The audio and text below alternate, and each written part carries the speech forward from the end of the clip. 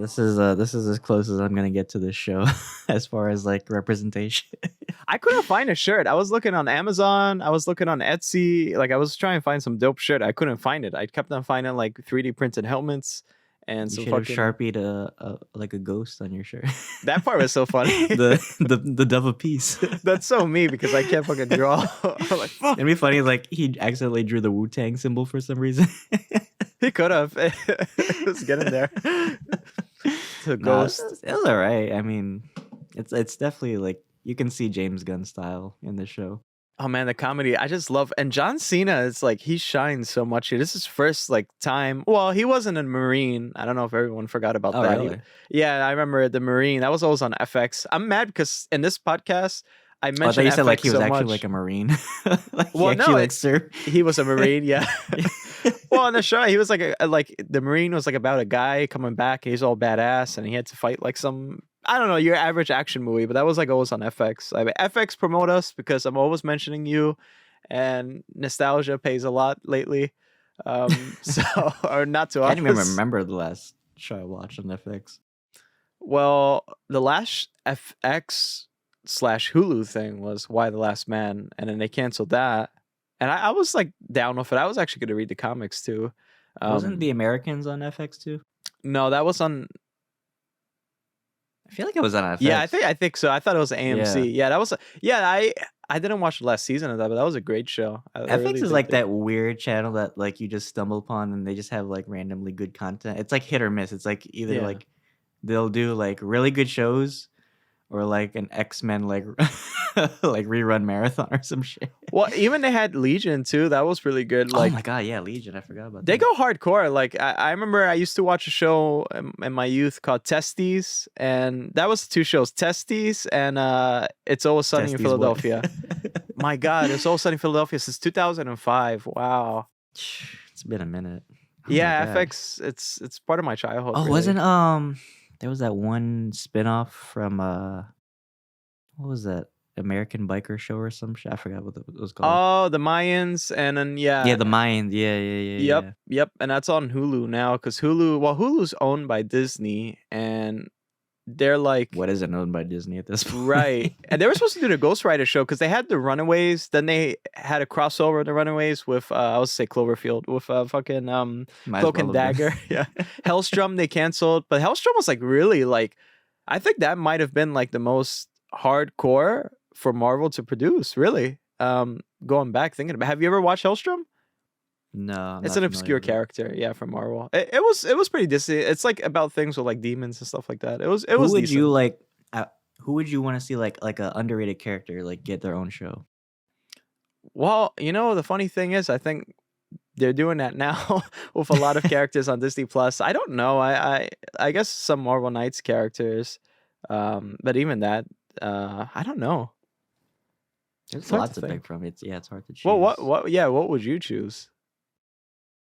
Well, I mean, Blue Beetle is already getting his own movie. Oh, you're talking about just strictly It doesn't have to be Marvel, but I mean like DC too. I don't know. DC. There's a lot. I think a lot of people for the Batman mythos, other than the Bat family, there are characters that actually really shine. There's a new character. I forgot his name. Oh, I think his name is Ghost or Ghostmaker or something like that. He's new. He's like he grew up training with Bruce Wayne. I don't think it warrants to get a show, but I really found his like introduction to be really something. Didn't Constantine get his own show too? Matt Ryan, yeah, he was so good. It sucks because like it was so I think it was on CBS or something like that, and A while ago, I remember I used to see like promos for it. yeah, but he couldn't smoke. Like that's a signature thing. It's like smoking. He can, but Right. like he's always like the thing was, and like they show horrific things, but the thing was he was about to smoke a cigarette, and then all of a sudden he gets interrupted, so he always puts it back, and like that's the thing. That's why he always like can't smoke or something. The network was like, it's really scary. Really scared. I really wanted to suck the essence. I out of really his suck the character. essence of that cigarette. Yeah, well, basically, I mean, yeah, Constantine. I feel like, well, Constantine did cross over to in DC Legends of Tomorrow on CW. Matt Ryan again, he plays a perfect Constantine. And he also voices Constantine, I think, in I believe in the animated universe shows, and I think he was Constantine in Injustice? I forgot. Well, he does such a great No, voice. it was Justice League Dark, right?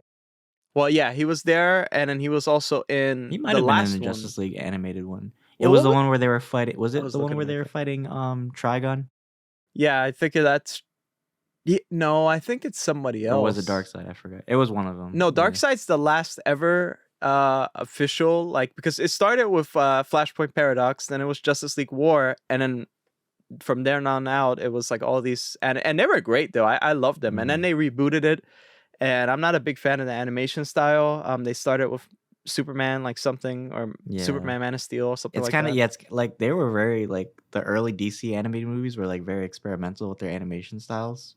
And now it just kinda feels like they're just like stuck on one animation style. I mean, it's okay. It's not terrible, but I don't know. It kinda like I Yeah, kinda wish they were like more diverse like how they used to be.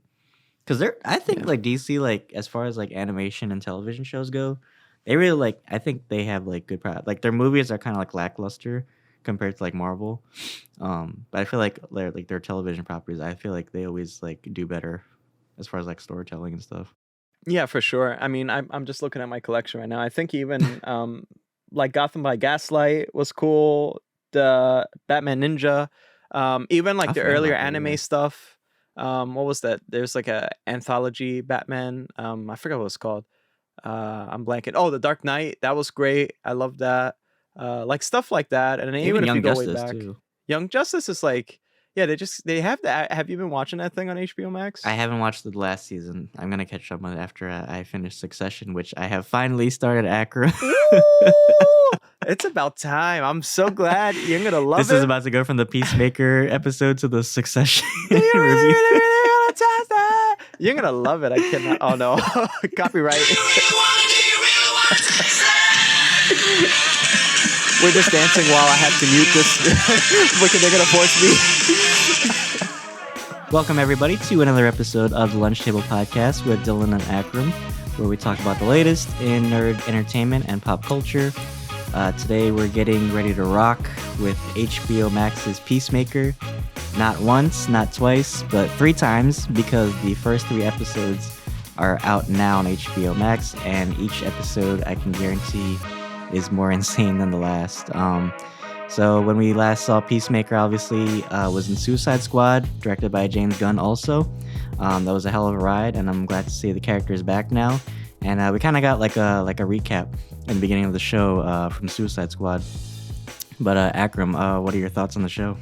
Yeah, it's like you said, it's a hell of a ride. It's really fun. And I like the style of James Gunn really shines here. And John Cena like has such a spotlight. Dun, dun, dun, Yeah. dun.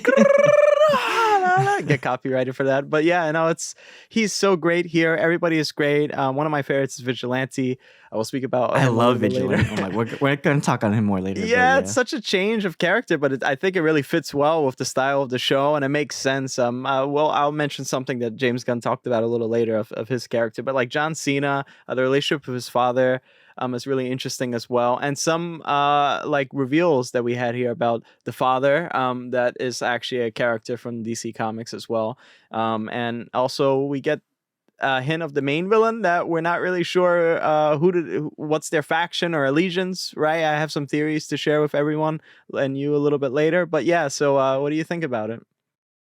Yeah, we're gonna touch more on details, but I'd like to say the cast I think really was spot on. We got some new additions. We got Danielle Brooks's Adebayo, which apparently she's Amanda Waller's daughter.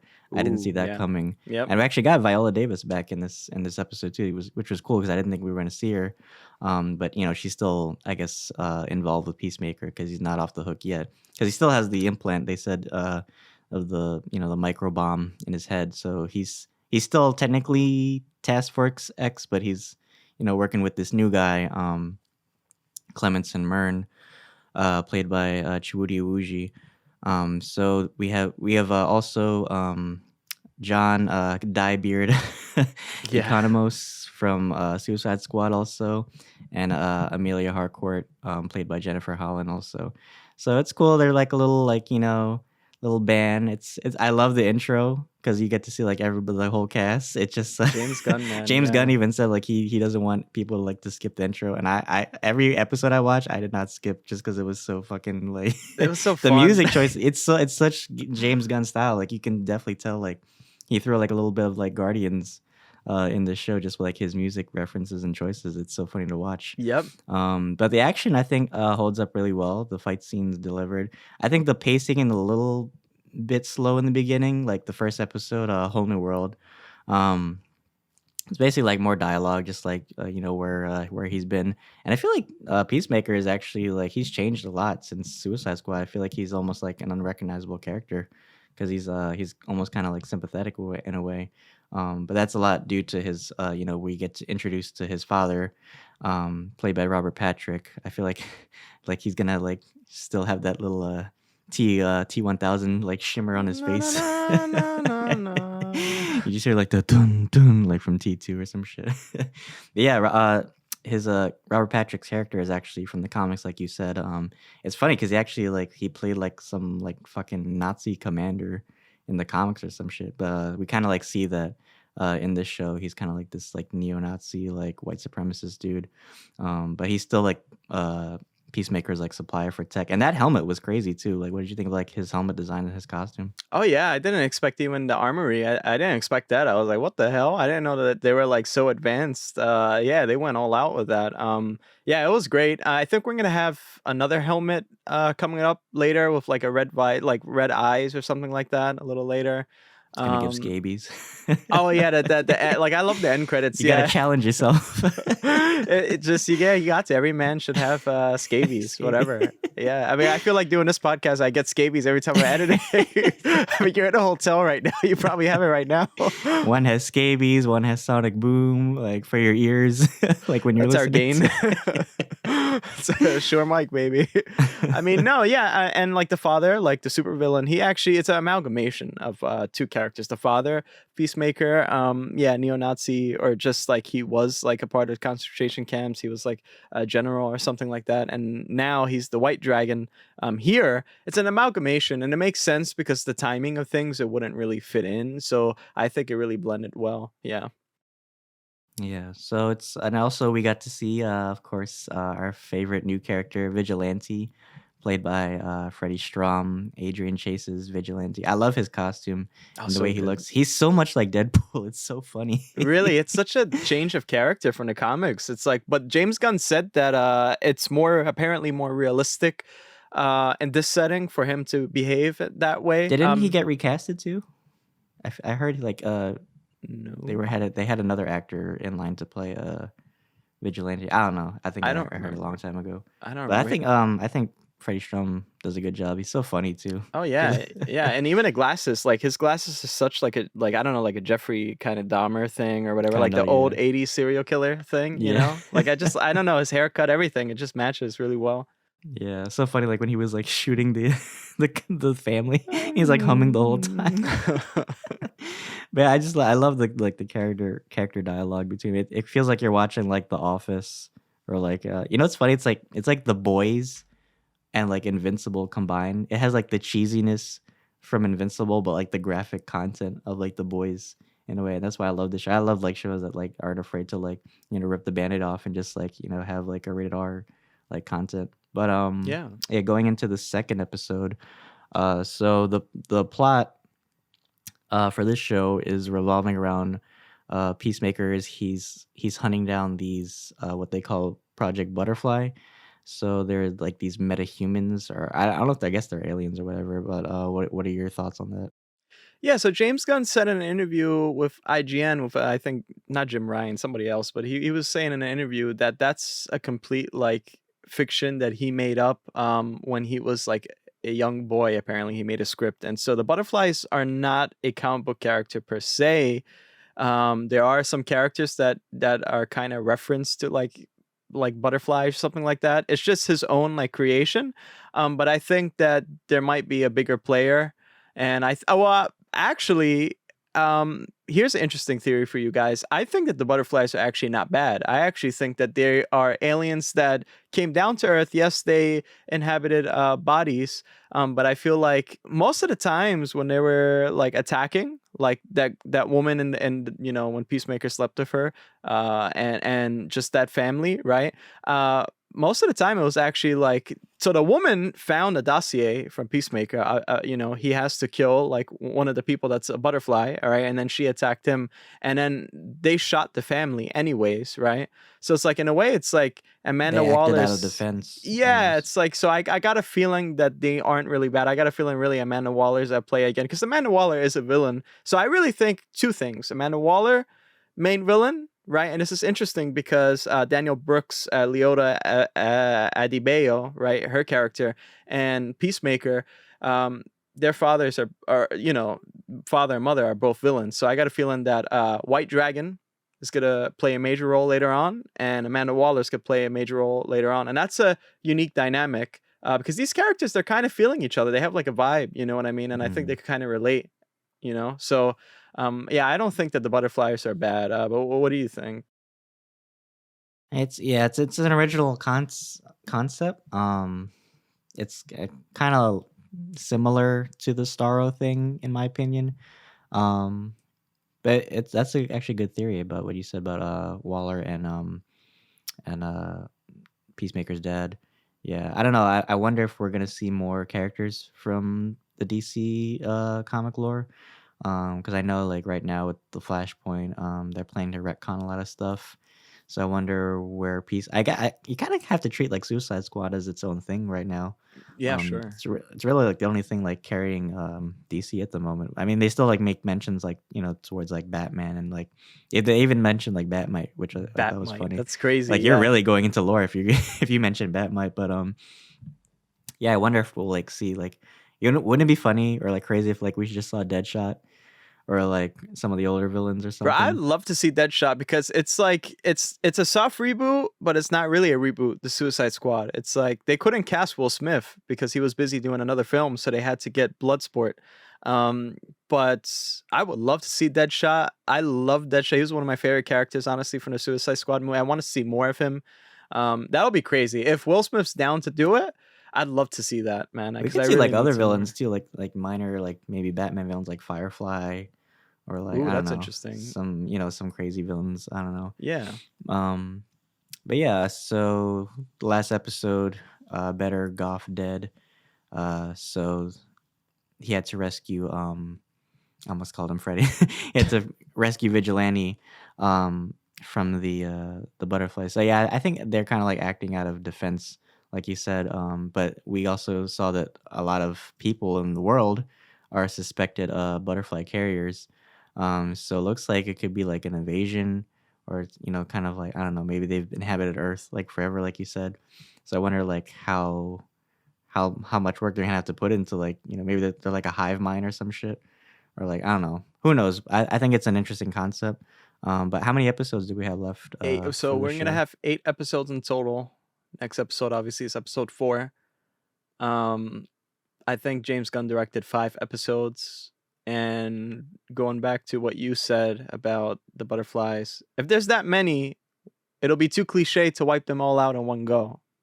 I think that conversations. I said that word wrong. Conversations will be made later on, right? And kind of like a treaty or truce. Um, that makes the most sense, I think. And it's kind of in contrast to Peacemaker, where he's all about killing. And I also find it really interesting too about the characterization because we didn't have much going off of this show. It's like all comedy, and that's great. But sometimes you really have to dig deep into shows, like we've done with Boba Fett, or like some of the semiotics you pointed out. And I really do think that here, um, you have to dig deep. So I think like Peacemaker, and this is random, but I'm just saying it just because this is something I pointed out because it's hard to like review a show that's like straight up just like balls to the wall comedy and like you don't know really what's going on, and even the butterflies are completely made up, right? So it's like I think Peacemaker is he doesn't really want to. I think he's talking too much shit. I really do. I think like in Suicide Squad when he says, "I'll kill every man, woman, and child to get peace." I think he's saying that because that's like the thought that the father planted into his head, and he wears this costume, this stupid helmet. But deep down, he doesn't want to do it, and we've seen that when he actually had the opportunity to kill weird ass bug alien people, right? And he it's pussies like, out, yeah. yeah, it's like the costume, everything he has, really, he stands for. He's just a phony, and he knows it, and that's not a bad thing because you don't have to kill people to be a hero, right? Right. He Well, in doesn't the really, comics, yeah, in the comics too, he's always like tried to like live up to his father's Yep. like standards. So I love that they're portraying that in this show because he definitely like feels way off from, or not way off, but like I don't know. I guess he's changing in a way. Maybe like prison or like just being shot changed him. Rick Flag. And Rick Flag, yeah, because like I remember like he was like the most hated guy in Suicide Squad because Rick Flag was like so beloved, and now he's kind of like regretting killing Rick Flag too. He even said like Peacemaker, what a joke, right? And he So can't it's relate to cool. Vigilante either. I mean, he's talking Vigilante saying, "Yeah, I like to kill graffiti, or I love to kill graphic Right. designers like Dylan, whatever." But but he can't relate. Yeah, exactly. It's Yeah. Yeah, it feels like a buddy cop film almost, like Vigilante's like just like his partner in crime, whatever. But yeah, you kind of like you have to treat it like a comedy show. But I do like the action. I love the dialogue. Can't wait to see where next episode takes us. Yep. But yeah, Sure.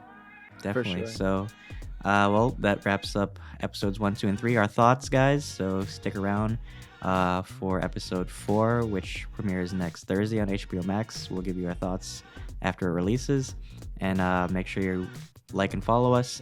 We're still doing Book of Boba Fett right now reviews. A couple more episodes left for you guys, so we're gonna have some more fun content planned, hopefully for February, since it's gonna be kind of a dry spell with releases. So we're gonna go into more creative territory for you guys. So make sure you like, subscribe, and until then, guys, thank you for having lunch with us. See you guys.